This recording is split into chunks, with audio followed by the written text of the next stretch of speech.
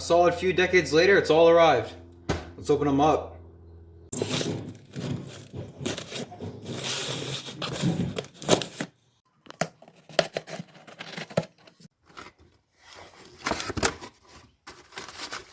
Now that's good marketing. We got our 2 performance filters, the velocity stack and hardware for that, the modified carb jet, gasket set for the carburetors, vent filters, pre-filters, and in my opinion, the most important performance part, as these add close to 5 horsepower at least, stickers. Less flashy, but definitely more important. We have the replacement hydraulic brake hose. If you want to get up to a speed, you're definitely going to have to be able to slow down from it. It's just a rule of life. Almost all those parts, except this air filter and a few vent filters, are going on the go-kart. Now, I have a few updates, and please excuse my appearance. The only thing I've had in the last 24 hours is a bang, 8 cups of coffee, and some brownies. I crashed the mini bike. I looped out doing probably like 25, 30 miles an hour. It finally happened. That's why you never do wheelies in the wind. But surprisingly, nothing's broken besides the downstem. As you can see, just completely sheared right down there. The engine protectors did their job. I would have had to buy probably a new torque converter or an engine if I bent the engine shaft.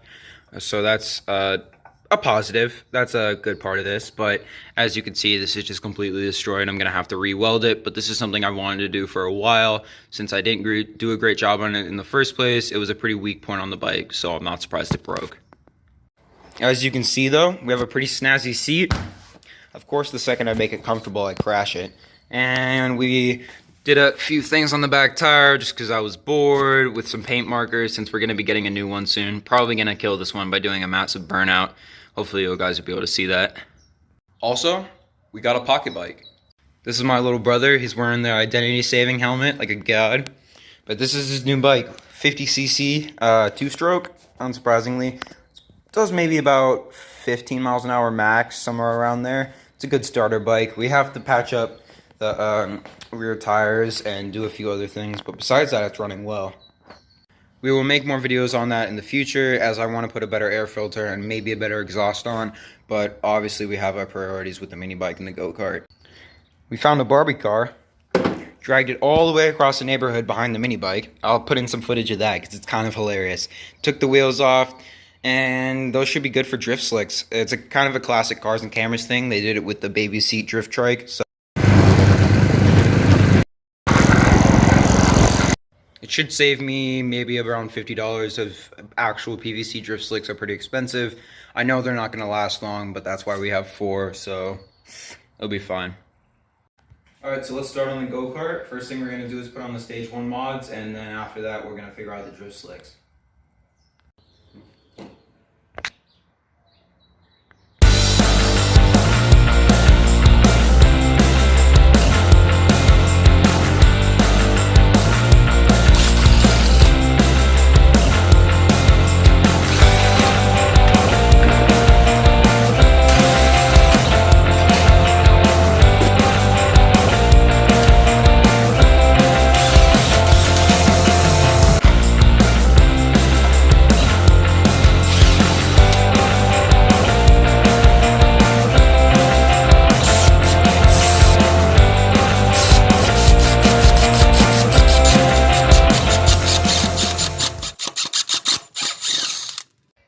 Before y'all take to the comments to express your annoyance about my ignorance, I know that was the wrong size. I didn't have a socket that was long enough. I'm kind of limited with some tools, so I just work with what I have.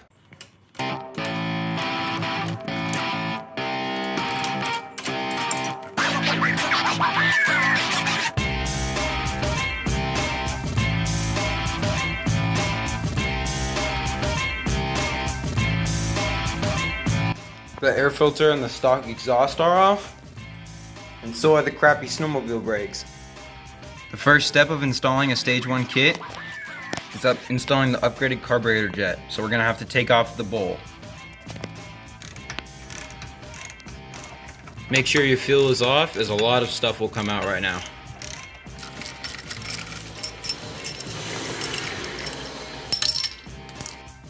Take a flathead screwdriver and unscrew the jet and the emulsion tube.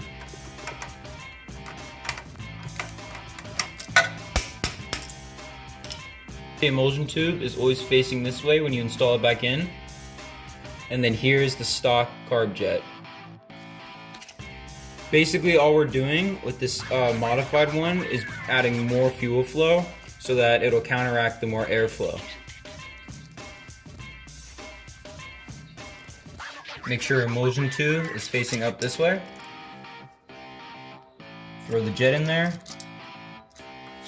Take your flathead screwdriver. Shut up and sit down. Screw it all in. Don't tighten it too tightly because these Harbor Freight carburetors aren't great and they can strip out easily. If the gasket for the bowl has come off, just press it back up into place. Shouldn't be much of an issue. And then reinstall your carburetor bowl. Again, don't torque down these nuts too tightly. I've had them strip out and I've actually had to modify a few of these and re-tap them.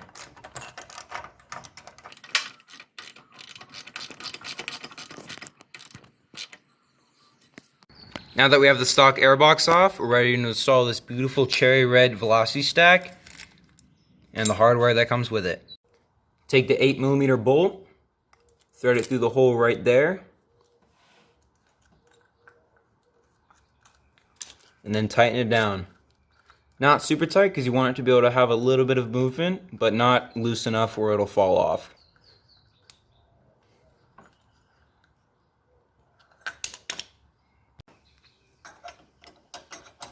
Slide it on. Make sure that lines up with that. And then you can take your two 10mm airbox nuts, throw those on and tighten them down.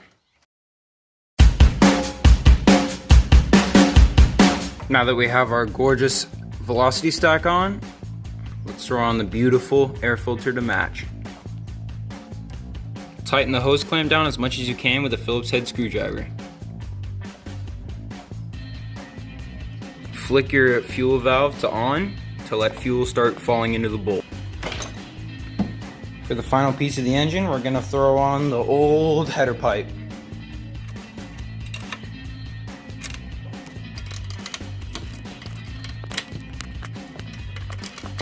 And for the final piece, install your breather tube vent filter. I recommend this kit for two reasons. Not only does it have an incredible performance difference, but dude, look at that. So gorgeous. Alright, let's get her fired up.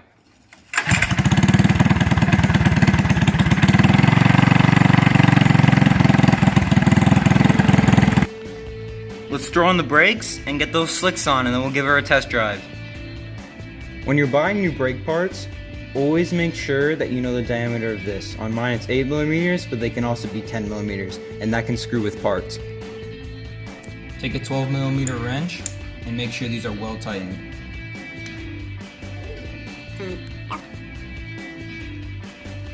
Once you have everything connected and tightened down, grab some brake fluid and look up a video on how to bleed brakes, because I am not an expert. Check out Chris Fix or a couple other YouTubers for that kind of stuff. So basically all bleeding the brakes entails is just making sure there's no air in here. Hydraulic brakes work on the principle that fluid is not compressible and air is compressible, so when a lot of pressure is put into this line, any small air bubbles can compress and basically make sure that the brakes aren't as powerful as they could be. That was a garbage explanation of hydraulic brakes. If you want to learn more, definitely look up a video on them. I don't know everything about them, however I do know that they work a lot better than mechanical brakes on almost every single thing.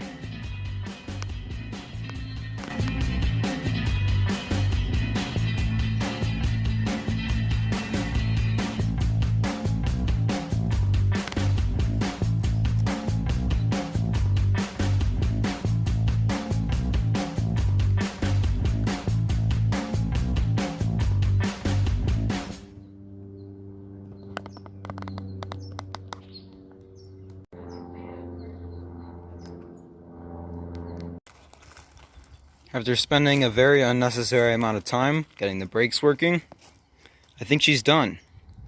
I was thinking about adding a little bit of aero, if I can make that fit. I don't know how it's gonna look. Let me know what you think down in the comments. But take it for a test drive in a bit, and then put the slicks on. There is one other thing I want to fix though. The steering column is held up in a weird spot, and it actually interferes with the controls, especially when you're cornering. It gets pretty annoying, but it should be something easy to fix. Might re-weld it down there, or I don't know. Whenever I get access to a welder and I fix the mini bike, we'll probably do it.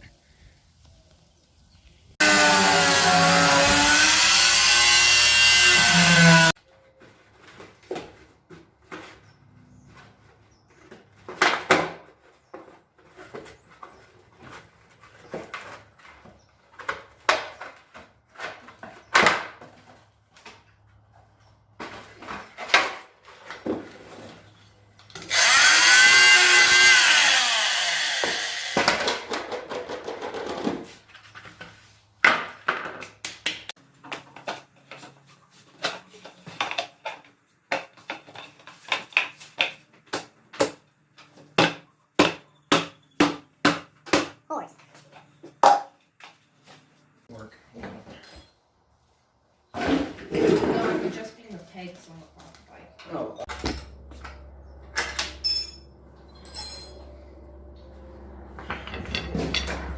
As y'all can see, the anticipation got the better of me, and I just decided to throw the drift slicks on. I'm nervous, man. What if something just explodes and immediately kills me? That would suck, but whatever. Let's send it. Wear a helmet. Woo!